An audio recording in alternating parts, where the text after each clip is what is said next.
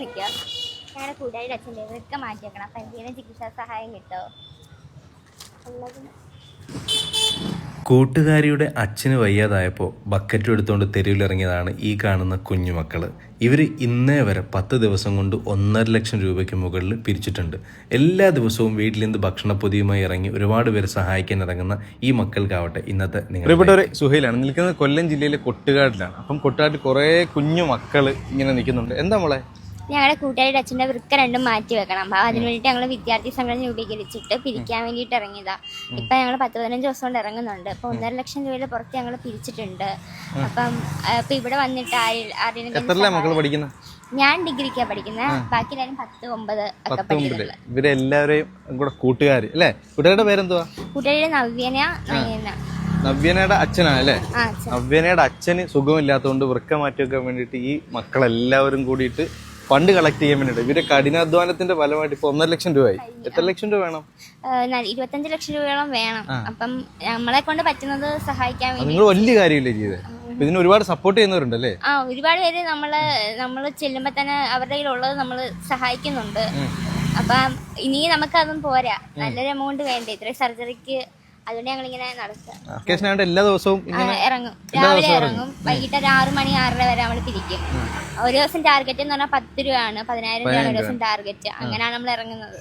അപ്പം ഈ ഒരു കാലഘട്ടത്തിൽ ആലോചിച്ച് നോക്കണം, കുഞ്ഞുങ്ങളെല്ലാവരും വീട്ടിൽ ഇരിക്കുമ്പോൾ ഒരു കൂട്ടുകാരിയുടെ അച്ഛൻ്റെ വൃക്ക മാറ്റി വെക്കാൻ വേണ്ടിയിട്ട് ഈ മക്കളെല്ലാവരും കൂടി ഇറങ്ങി കഷ്ടപ്പെട്ട് ഇപ്പോൾ 1.5 ലക്ഷം രൂപ പിരിച്ചിരിക്കുകയാണ്. ഇത് വലിയൊരു മാതൃകയാണ് കേട്ടോ. അപ്പം ഞാൻ ഇതുമായിട്ട് ബന്ധപ്പെട്ട് ഇവർ പറഞ്ഞ ഷാനു കുട്ടിയാണ്. നമസ്കാരം. നമസ്കാരമുണ്ട്. അപ്പൊ ഇവരുടെ കൂടെ ഉണ്ടല്ലേ? അതെ, തീർച്ചയായിട്ടും നമ്മളെ കുട്ടികളാണ്. ഇത്രയും കാര്യം എന്റെ ലൈഫ് ഞാൻ ചാരിറ്റി പ്രവർത്തനമായിട്ട് 10 വർഷമായിട്ട് തുടങ്ങിയ ഒരു വ്യക്തിയാണ്.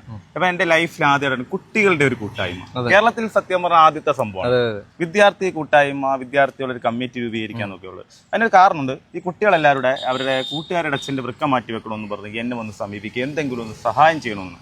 അപ്പൊ ഞാൻ ചോദിച്ചു, മോളെ എങ്ങനെയാണ്? അത് ബക്കറ്റ് പിരിവാണ് എന്നൊക്കെ പറഞ്ഞപ്പോൾ ഞാൻ മക്കളെ അതല്ല, നമുക്കൊരു കമ്മിറ്റി എടുക്കാം, ഞാൻ നിങ്ങളുടെ കൂടെ നിൽക്കാം, ഞാൻ ജീവപുരന്റെ പ്രവർത്തകനാണ്, ചാറ്റിയൊക്കെ ചെയ്യുന്നത്. അപ്പൊ കുട്ടികൾ പറഞ്ഞാൽ അറിയാക്കാം, ഞങ്ങൾക്ക് സമീപിച്ച് അതിനാണെന്ന് പറഞ്ഞു. ഞാനെന്നാൽ നിങ്ങൾക്ക് വേണ്ടുന്ന നിർദ്ദേശങ്ങളൊക്കെ തരാന്നുള്ള രീതിയിൽ അവരെല്ലാവരെയും കൂടെ വിളിച്ചു കൂട്ടി ഒരു കമ്മിറ്റിയൊക്കെ എടുത്ത് നമ്മൾ ഒരു നോട്ടീസ് അടിച്ച് അതിനതായ രസീത് കുറ്റികളുണ്ട്. കാര്യം സമ്പന്നരായിട്ടുള്ള ആൾക്കാരെ പോയി കാണുമ്പോൾ നമുക്ക് കൃത്യമായിട്ടുള്ള കണക്കുകൾ വേണം. അപ്പൊ പൊതുവെ റോഡ് പിരിക്കുമ്പോൾ നമുക്ക് ബക്കറ്റ് വെച്ച് പിരിക്കാം. സമ്പന്നരെ കാണാന്നുള്ള രീതിയിൽ ഞങ്ങൾ ഏകദേശം ഒരു കമ്മിറ്റിയൊക്കെ എടുത്ത് കുട്ടികളൊക്കെ വളരെ ആത്മാർത്ഥമായിട്ട് നിൽക്കുവാണ്. ഈ വന്ന കാലത്ത് ഈ എന്താ പറയാ, ലഹരിക്ക് അടിമപ്പെട്ട ഒരു വിഭാഗം മാറി നിൽക്കുമ്പോൾ അതിൽ നിന്ന് വ്യത്യസ്തമായിട്ട് സത്യം പറഞ്ഞാൽ നമ്മൾ മനസ്സിലാക്കേണ്ട ഒരു കാര്യമുണ്ട്. എന്ന് വെച്ചാല് സ്വന്തം കൂട്ടുകാരുടെ അച്ഛന്റെ വേദന മനസ്സിലാക്കി അവരെ സഹായിക്കാൻ, അതായത് ഞങ്ങളുടെ കയ്യിൽ പണമില്ലെങ്കിൽ ഞങ്ങൾക്ക് അത് എങ്ങനെ കണ്ടെത്താന്നുള്ള ചിന്ത നമ്മുടെ കുട്ടികൾക്കുണ്ടായി.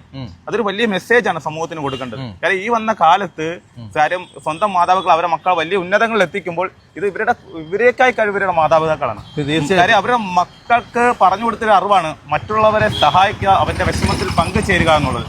തീർച്ചയായിട്ടും അത് ഇവരുടെ മാതാപിതാക്കൾ അഭിനന്ദനം അറിയിച്ചിരിക്കുന്നു. അവര് വലിയ എന്താ പറയാ, അതിനൊരു വാക്കുകൾ നമുക്ക് കിട്ടില്ല. കാര്യം അത്രത്തോളം വലിയ രീതിയിലേക്കാണ് ഒരു സമൂഹത്തിൽ സ്വന്തം കൂട്ടുകാരുടെ അച്ഛൻ എന്താ പറയാ, ഇവർക്ക് ഈ അവധിക്കാലത്ത് ടൂർ പോവാം, മറ്റു സ്ഥലങ്ങളിലൊക്കെ അടിച്ചു പൊളിക്കാം, ഫോണിൽ കളിച്ചിരിക്കാൻ പറ്റുന്ന ഇന്ന് കുട്ടികളെല്ലാം ഫോണിൽ കളിച്ചിരിക്കുന്ന ഒരു സമയമാണ്.